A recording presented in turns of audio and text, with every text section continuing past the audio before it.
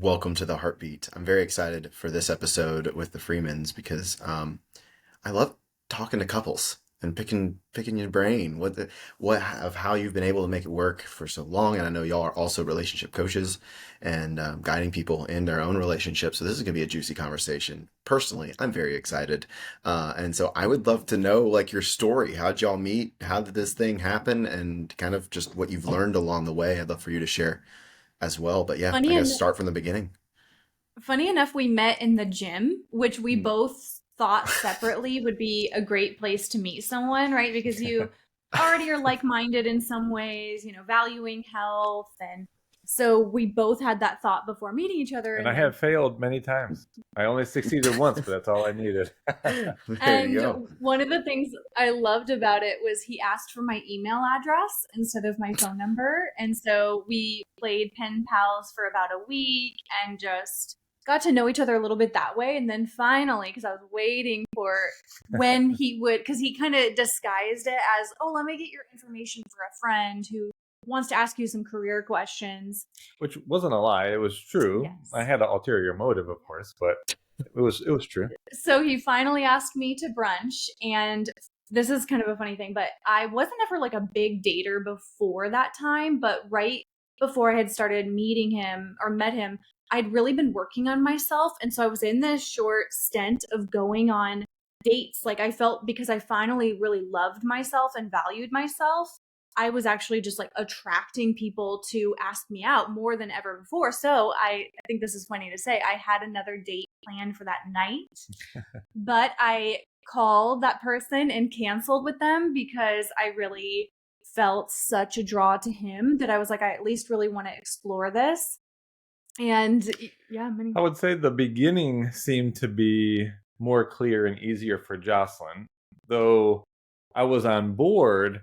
I think where we're going to get to go with this podcast is where marriage and relationship is always going to show you the places where you got some trait limitations, you got some perception limitations, you don't open your heart, you've closed it down. And whether it's attachment styles or traumas or shadows, we're all here to grow and evolve. And so I didn't know that at first. So it was easy for me to be a yes.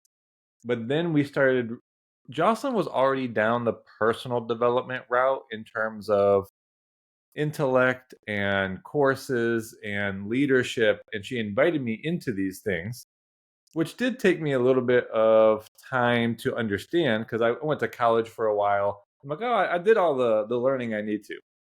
And what happened shortly is that I was brought up against all of my past. My relationships never went well. I only had a few I was broken up with.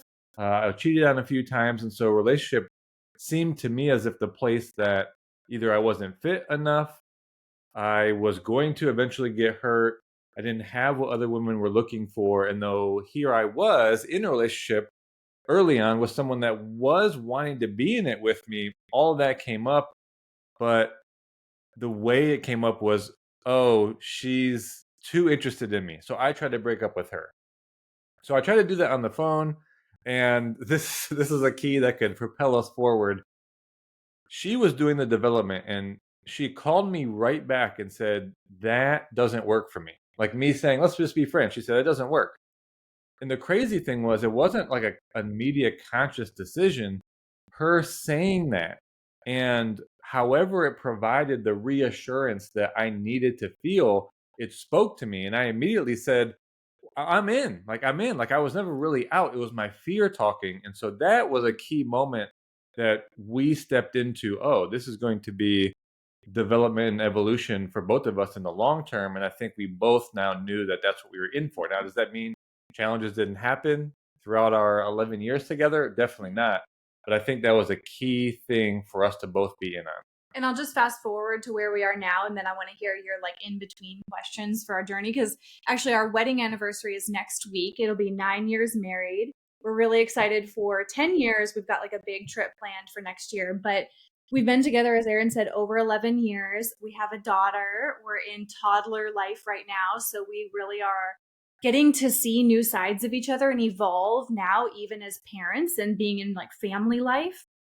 And we have been running a business together for a long time. And so we're really just in like this great stage of seeing our business blossom and grow and our family grow and evolve. And we've met many versions of each other, and we've loved all the lessons, and we've gone through really hard seasons, to tell you. Like 2022 was the hardest year ever on our marriage and in our life for many different things going on. So I say all that to be like, meeting each other and choosing the path of evolution didn't mean it's been all happily ever after, because that's the story, the fantasy we've all been sold. But we've really loved evolving together. Right. That's beautiful. So I absolutely love that. You just was like, well, that doesn't work for me. I mean, what was going through your mind when you made that? Like, how did you get to that? Because I think most people would be like, oh no, they don't want me. And then they would go into the story about, okay, cool, well, it's just not meant to be. So what internally were you going through where you were like, no, Yeah. I don't, was that you fighting for it in some way? Like what was going on? It's a great question. And thankfully, at the time, I was in a really intensive leadership program. And one of the things they were developing us in was the depth in which we listen. And when I was really listening to him, he wasn't saying, I don't feel we're aligned, or there's just a mismatch here. He was sharing his fear. And because I was just listening deeper, and instead of what I could listen to instead was all that self-worth stuff, because you're exactly right. Myself, before I had been really working on my stuff, would have been like, look, here's more proof I'm not good enough. I'm not chosen. And it would have become about me, right? And because I could hear that going on, and I had already been going to work at healing that, I was able to hear his fear.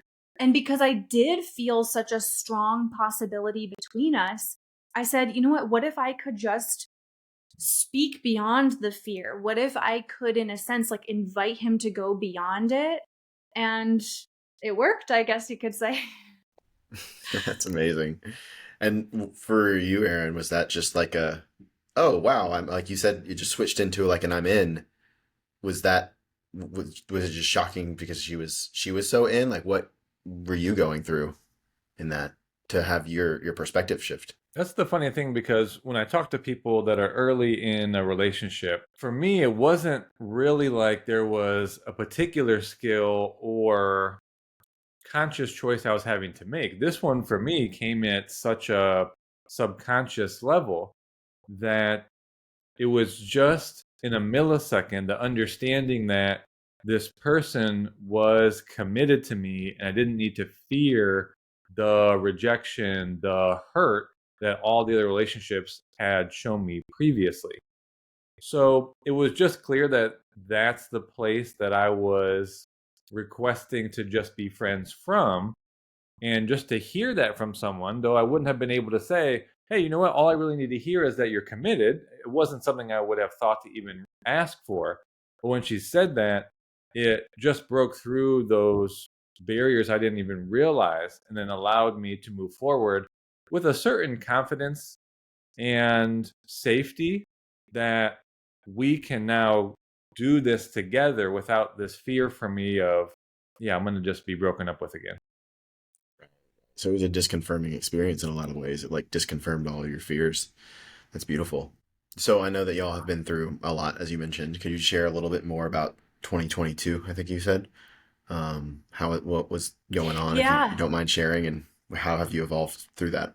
So we had a young daughter at the time, and of course that's a transition in itself, right? Really, people underestimate what that identity shift is going to be, the lifestyle changes. And so of course it was beautiful and we were like in love with our daughter, but it's also a transition. And I guess to kind of like summarize some of the hard points, we were, she was a few months old. We were really still trying to work at our business, which our business was at a different stage than where it is now. Like even though we've been in business together almost a decade, we've just skyrocketed the last couple of years. But it happened right after this super hard time with our daughter where we questioned everything. And we were even like, do we keep going? And what had happened was we got into a couple of different investments. We used to be a lot bigger about diversifying. And so we got into some riskier investments, and it was not the best timing for those industries. And it all kind of happened at the same time, where what it felt like and what we were getting evidence of was that we could potentially lose everything. And it really brought us, I mean, think about being at a point where you are now providing for a family and you are brought to your fear around what could happen financially. And at the same time, we're also experiencing some doubt in our business, because it was like, man, we've been going at this so long. We need like a big win. We need confirmation to keep going. And so, I mean, it was very hard. Like, we were going through a lot mentally and emotionally at this summer. And what we did though was we really looked at, what is this trying to teach us? And that's our approach to things in life, is when it gets really hard, what is this trying to show us? What is this trying to teach us? And we leaned into those lessons. And I'm telling you, like, it was this perfect storm of, I think, the inner work, also our faith, and continuing to be consistent with our business, where we started to skyrocket. And it was like, since then, we've just been on this, I guess you could say, a winning streak, which we're so grateful. And our brand has just exploded. But it came only after truly facing our deepest fears and the biggest breakdown. And maybe some of you have heard variations of like, the biggest breakthrough happens after the biggest breakdown. But it's like, it's hard when you're in it and you're like, no, this is too hard. Let me find the escape route. Let me get away from this. And then we miss out on the lessons and the growth. I'll just add a little bit of context. It doesn't always sound as nice as, oh, what is this trying to teach us? There was a point in which there was a clear decision point that we were going to commit to the vision we had for ourselves, and we were not going to allow external stresses and all of that would put on us to influence or impact that we were going to face this as a team. So it was a decision to commit to the path forward. And we all are going to be brought to these points where we are invited. Hey, there's another path. You don't see how this is going to end, but it's in the decision that you're going to make. So we decided to go all in with our business, with our message, continue to help couples, that we were going to resist the urge to fight against each other or blame each other for this, use the tools that we know that we have, and we don't know how it's going to work out. So there's the element of trust, but we can hold each other's hand and move forward in that trust. And as Jocelyn said, a lot of the outside external things really just ramped up from there. Now, yes, have we been consistent for a long time? Yes, but I do believe that it was how we showed up and how we decided to be and act. That's really what this was meant for. I want to go back a little bit, and then I've got some questions just about, how y'all navigate relationship together. But when, for each of you individually, did you really know that this was your person? How did you come across that inner knowing? So it really kind of skipped. So your question wasn't all together. Can you reiterate your question? Yeah, apologies for that. So I was saying that for each of you individually, when did you really know that this was your person? You know what? It's such an interesting question, because even some of the things I've been thinking about and talking to people about is this idea of, is there the one? And I think that we just find this person that we choose, and we keep choosing them and we keep growing with them. Because when I used to be really bought into like, this is my perfect person. Like, I talked about this on our podcast this week, but it's like, I enjoy watching some of the just lighthearted dating shows on TV just to kind of like relax, tune out. But you also notice these beliefs that are pervasive, like finding the one, finding the perfect one.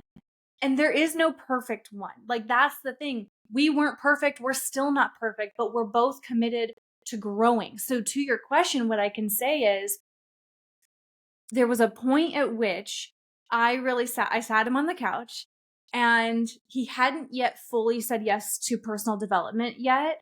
But I told him, I said, here's what kind of a partnership I want. This is the kind of life I want to live. This is how I want it to feel.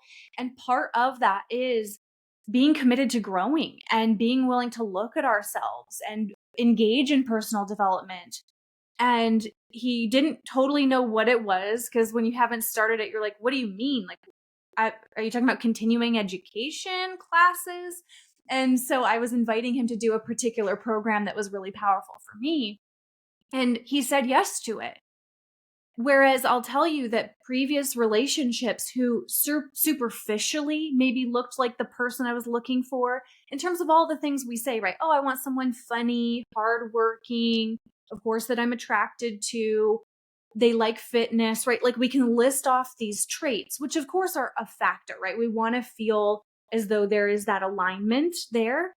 But what they didn't have was the willingness to work on themselves, to want to grow. So when he said yes to that, and when we felt aligned on the vision, once he said yes, it wasn't like, oh, I was so far ahead of him and he was trying to catch up.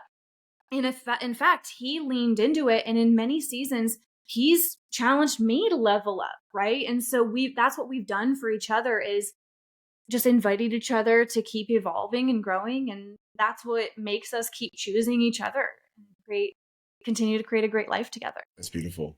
Aaron, what about you? When was the moment for you where you really chose in fully? I guess it was around the same time. Once I knew that I didn't have to fear the repetition of my past relationships, that she was in for it, that she was providing that reassurance and was declaring that she wanted to go on this path with me. I think that was the main thing for me. And then similar, you just have to always continuously say yes, and say yes to each other. And with a lot of the principles we talk about, a lot of your marriage satisfaction does come from how assertive are you about expressing your needs, and those needs aren't just one-time things, because the seasons that you come across individually and together will require and pull from you different needs and desires. So you have to communicate those. So your partner needs to be a yes to hearing those. They need to also create agreements and each other have integrity to follow through on what you give your word to, right? Because that's the fundamental basis for building trust. So if you take that forward, it's like, well, as different situations present themselves to you, as different needs show up in your life, that's really the basis. And if you can do that while not letting external factors put you against each other, as well as the acceptance that you are going to do things to escalate unnecessary conversations into bigger conflicts, into hurts, but you can link to tools like we teach about repair. That what I say yes to is, I say yes to initiating repair. I say yes to seeing my role in a conflict, whether it was my intention or not, whether I agree or not, it doesn't matter. It's, I say yes to owning my part in a conflict cycle and being able to listen to how I've impacted my partner, make the adjustments in my own behavior needed so that we avoid that in the future. And then you just course correct. And then life brings about different things, and we got to change our vision a little bit. We got to understand, are we both operating from the same value hierarchy? What in our lifestyle is now not a match to that value hierarchy, and we need to adjust there. So it really becomes about adjustments. Once you've made the decision to commit, then the adjustments come about emotional connection, about intimacy. But these are just all the corrections you make as you evolve. What are some of the biggest things, I guess, moving on to how you support couples and what you kind of see there? What are some of the biggest blind spots most couples have when it comes to their connection? And how do you help them see that or move through things? Mm-hmm. It's interesting, right, when you even think about connection, because to each person that means something differently. And I'll share one observation, and it's a generalization, but when we talk to men and we're asking, well, how are things going? They often look at, have we been arguing lately? So for them, us being okay is the absence of conflict. For women, they base it off of how connected they feel. And of course, there's exceptions to that, but that's just an interesting observation. And I think there's a lot of reasons that that could be the case for each person. But connection for us, it has looked different in every season. Like I'll share with you early on in our relationship, connection was engaging in so much self development. It was going to seminars together, it was reading books together and talking about what we were learning. And then as we continue to be together years and years, before COVID and everything like that, before we had our daughter, we would travel a ton. Like we used to surprise each other on trips and go for a couple weeks over the holidays and travel and experience that freedom and just see the world. And so experiences were a part of connection. And then now connection even looks different because we don't have the same amount of time freedom because we have our daughter, which is amazing. And in fact, we embrace the change. I think a lot of people can resist the change and they'll even say, how do we get our relationship to feel like it did? The thing is, it won't.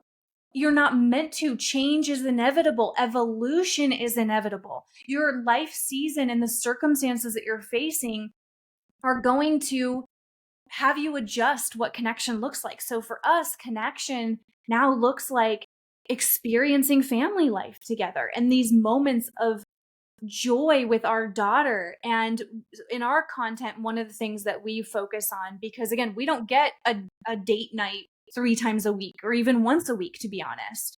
We're lucky enough to get to see each other a lot in running our business. But in terms of just like fun quality time, we focus on little deposits that we can make every day, multiple times a day. So those are little gestures to show each other we see each other, we appreciate each other, we still choose each other. And so it's in those mini moments. So it's evolved for us in the season that we're in. Anything else you'd add about connection? We can see what Kevin has. Sure. Yeah. No, that's amazing. I love the difference of like understanding and how men and women view connection. I think that's really important to consider. But yeah, I mean, Aaron, I'd love to hear from you as well when it comes to like maybe blind spots that a lot of couples have in their dynamics that you see that it's maybe common for you to support people through. Well, for men, I think they have the idea that maybe they're not emotional. And I would say we're all emotional creatures. If we were to generalize just from the thousands of sessions that we have, women can be more clear about their emotional needs. They can rank emotional needs higher on the scale or maybe have more of them, but that doesn't discount that men do have emotional needs. And a lot of times for men given a certain season, that emotional need, it can sound like I'm looking for peace and harmony. And maybe that's because there's been a lot more conflict, there's been a lot more tension. So for them, connection is more about the stability or the reaching for peace and harmony. Now, that usually comes off as stop criticizing me so much, right? That's like the outward thing they ask for to stop. But what you want to do is switch that to, it's not very helpful to say what you don't want, but there is on the other side of the coin, there's what you do want. So it's a good switch for a lot of men to make. So stop telling your spouse what you don't want from them and take some time to consider, well, what does that mean I do want from them? Hey, I realize for the week ahead or the month ahead or the season, I really would like to feel more peace and more collaboration, that we can share ideas and have them be more accepted, in this season. Mm-hmm. So I think there's a lot of that. I think both men and women want to feel as if they're equal contributors to the future, to the vision.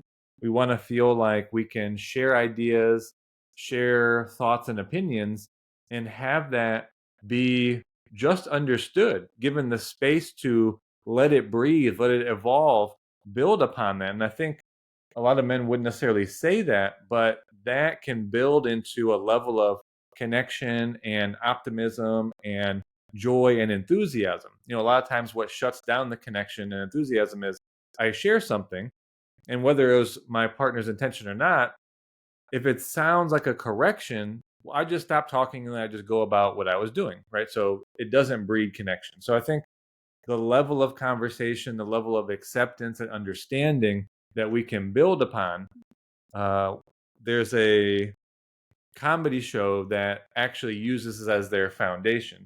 It's called Bursting, right? So they would all get together with a news topic for the week. And rather than have someone share and then someone correct, which doesn't get a group anywhere, it's people just jump in and you burst with each other on different ideas. And I think Collaborate. connection and Mhm. collaboration comes from allowing conversations to build like that. And I know a lot of men that feel like, yeah, if we could do that, I would feel way more joyful, way more connected. There'd be a lot more energy in the relationship. Yeah, absolutely love that. And it seems too like the really understanding each other is pretty crucial to these dynamics. What have you seen support in that understanding, whether it's perspectives or tools that you can give? Well, here's what happens the longer you're together and the more challenges you encounter. You start to build a filter for how you listen to each other. And so, to your point about understanding and what Aaron was describing, what really blocks it is when we start reacting to each other.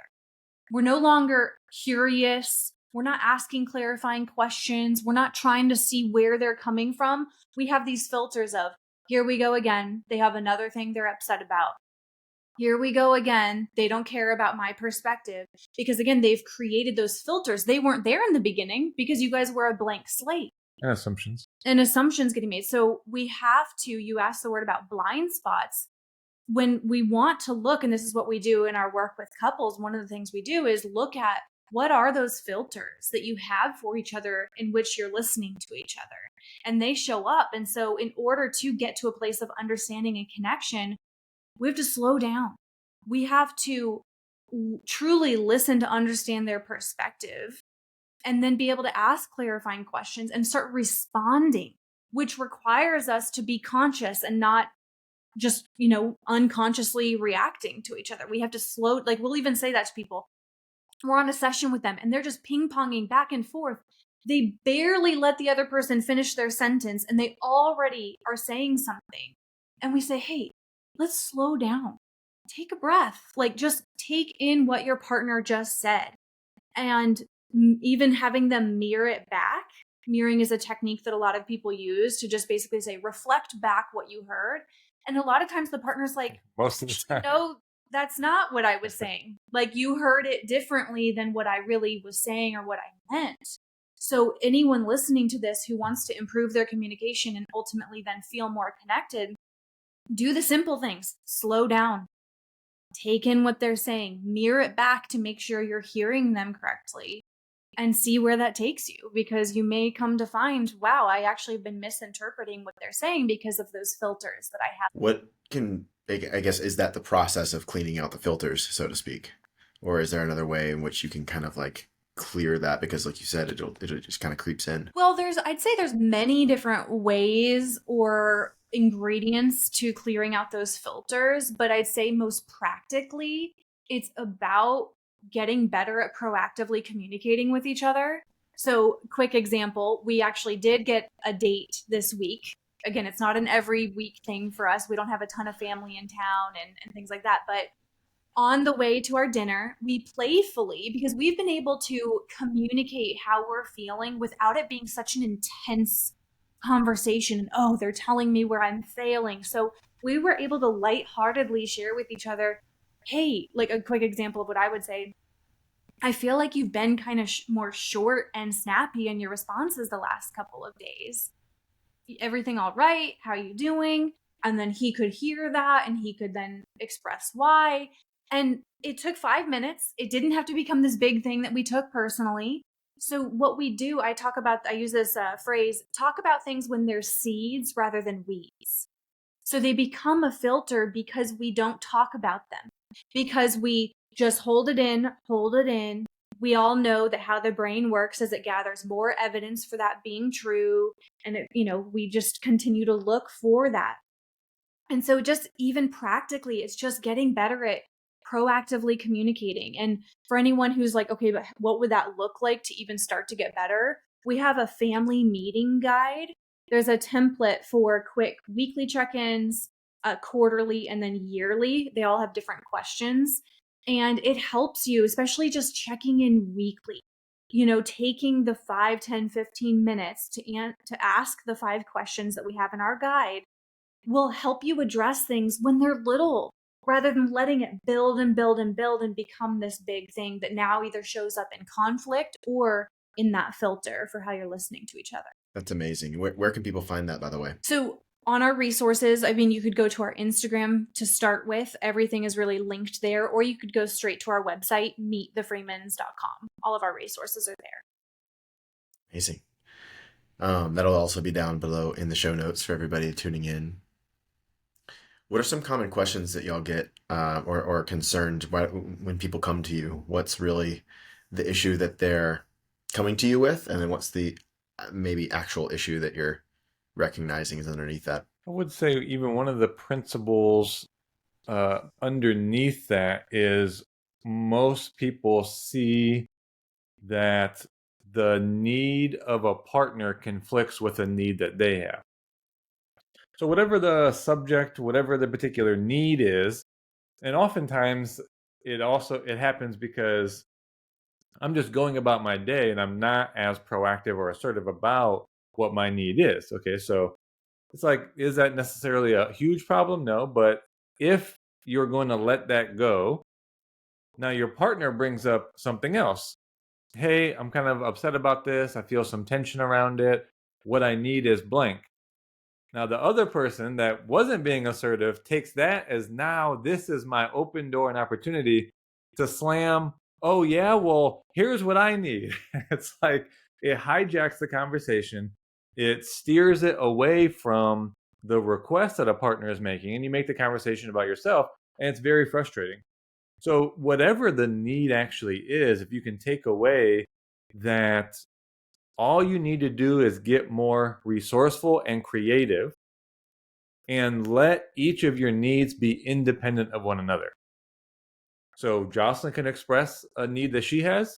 I take it on as, hey, what I'm hearing you say is this part has been frustrating. I understand that. And something that, if it changed, would have you feel more loved, more supported would be if I did this. Is that right? And I just leave it at that. Like, this is about her. So now if I do have something for myself, it's like, hey, can we move on? I do realize there's something for me. Then the invitation is for her to see my new request as just as independent.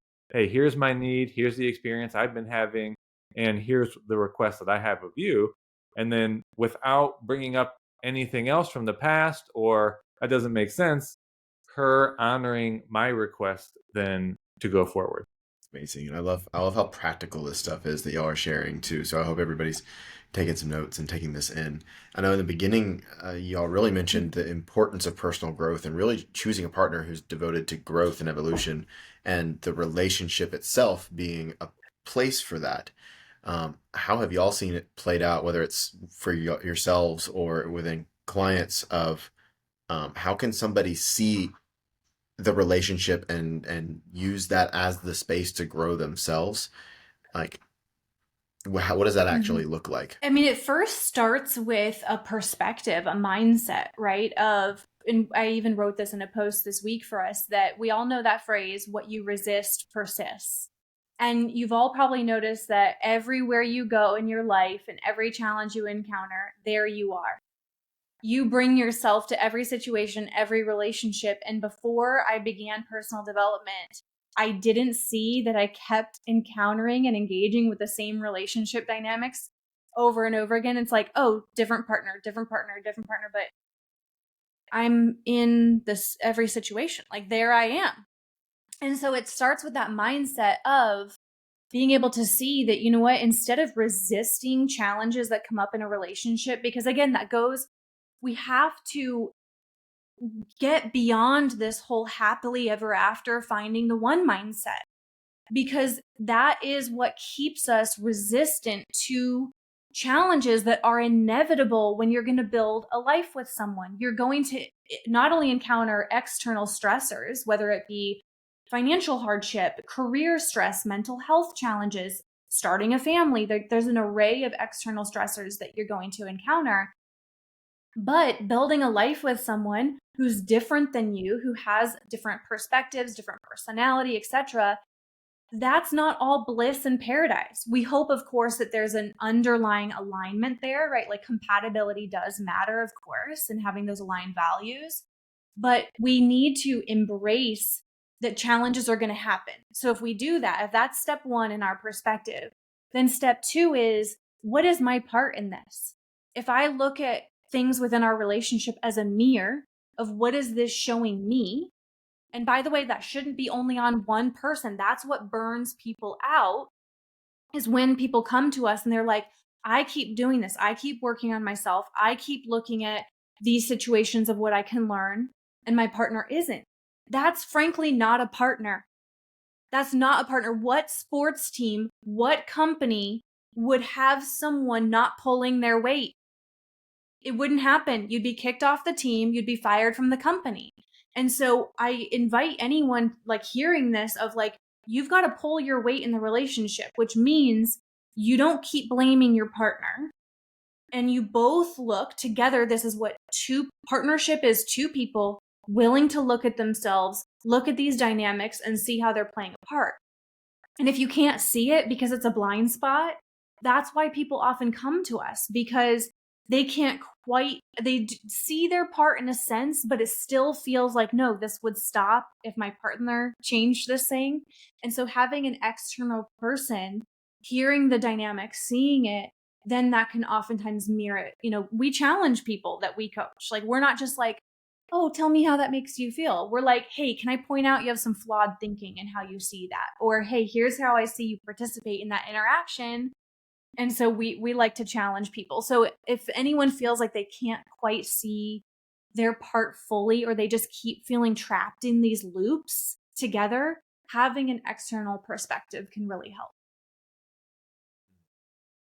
Yeah, and that's really huge, and it should not be overlooked. Because I know so many couples that try to do it without getting the support, and I think that that support is needed. And I mean, I don't know a relationship that's made it that hasn't had counsel from the outside in some regard and through some seasons.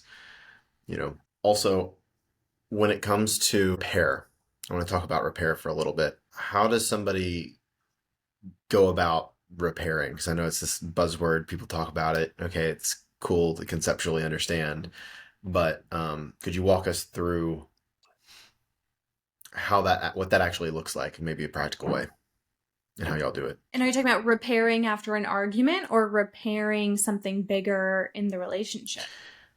Let's say both. After an argue, let's start with an argument, and then how that parallels to something bigger that's going on in the dynamic, like broken trust or something. The process, both of the processes use our 5 R's. So we came up with 5 steps to work through this, depending on if it's just after an argument or something bigger from the past. It's more like how you approach it. But essentially, we could walk through those really quickly. The first one is to reflect. Now, with reflect, it's you have to get the space from the emotion that's around, whether it's an argument you just had or if you're trying to repair from something that's more significant in the past. You have to give yourself the space from it. You can't just keep hashing it out.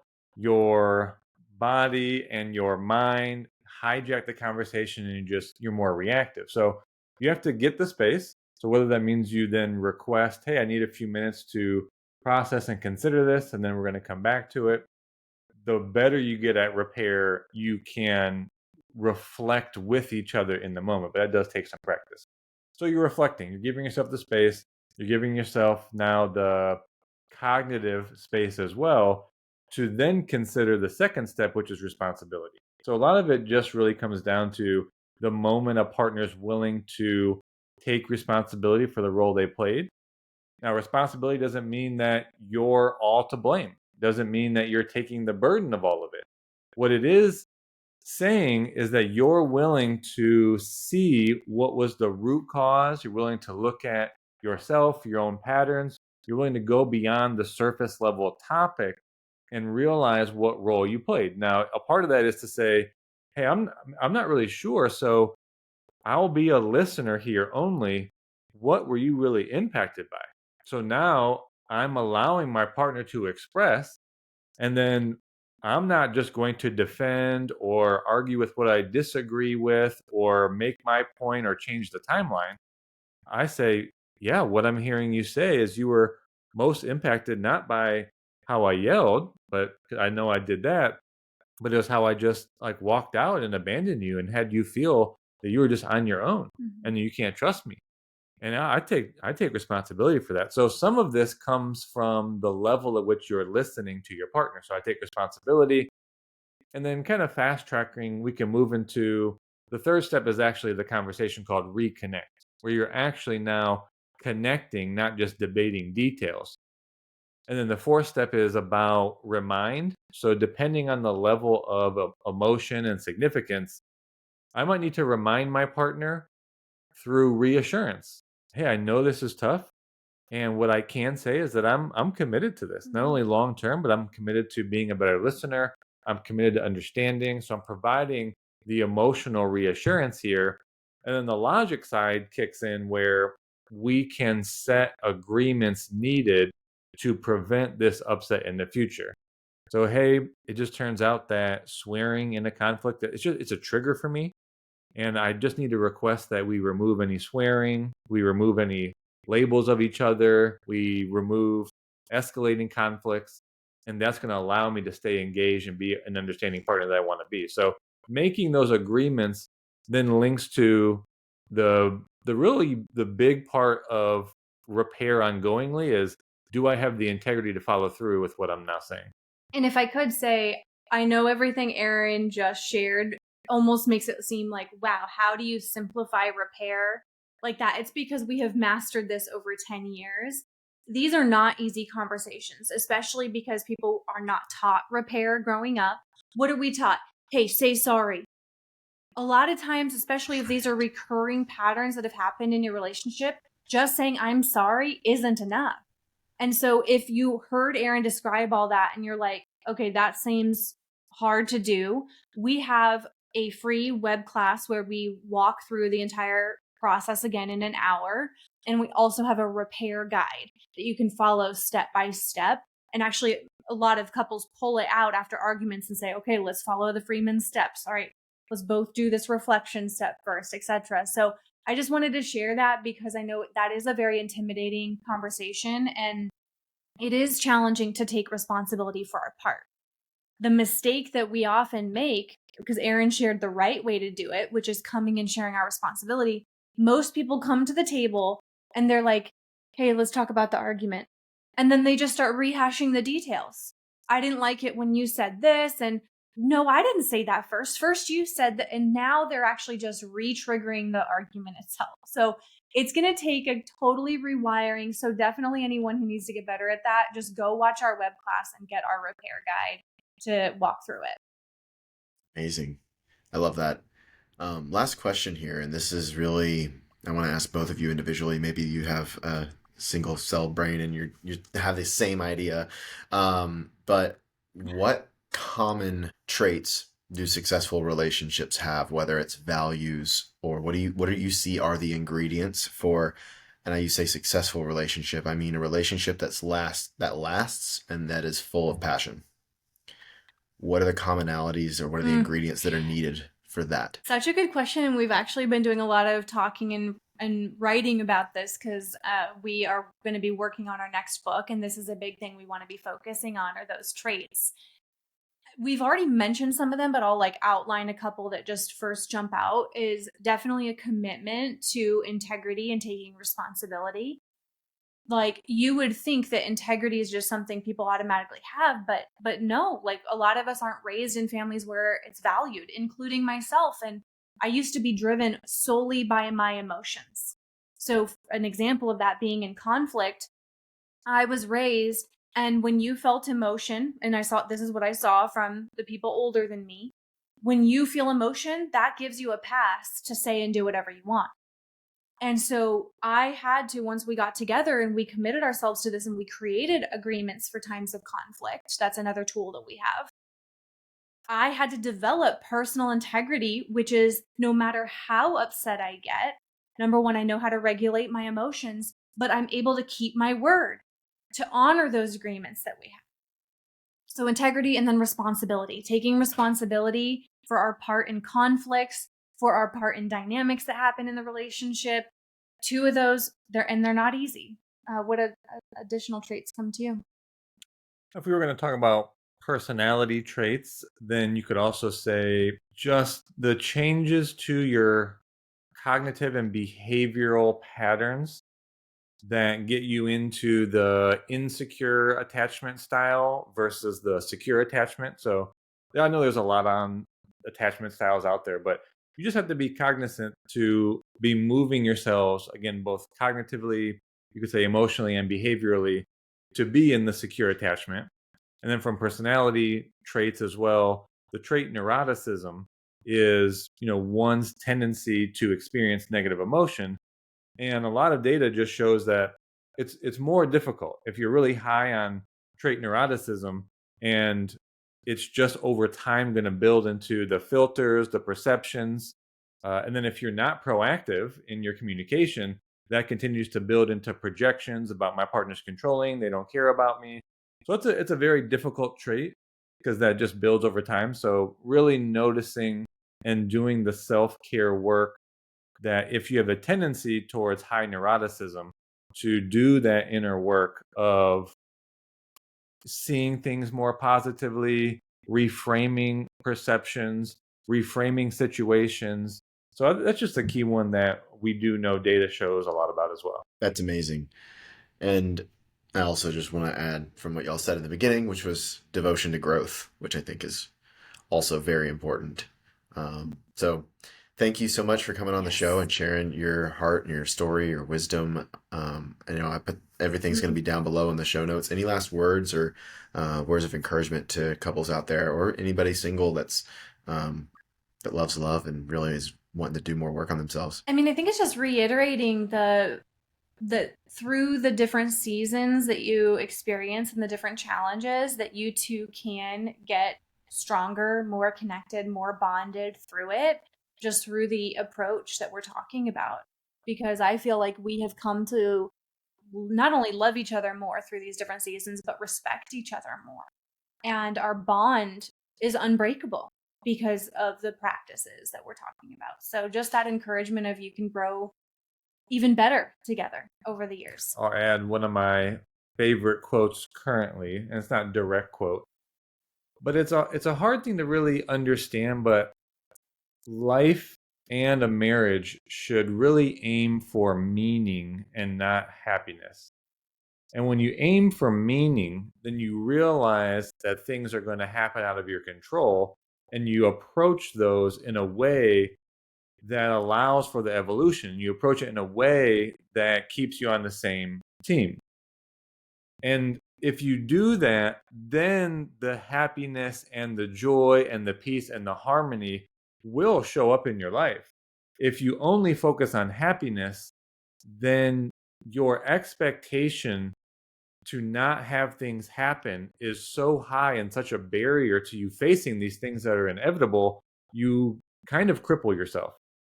So it's a hard thing to like really take on every single day, but if you can really focus more on meaning than happiness, then you get everything that you want.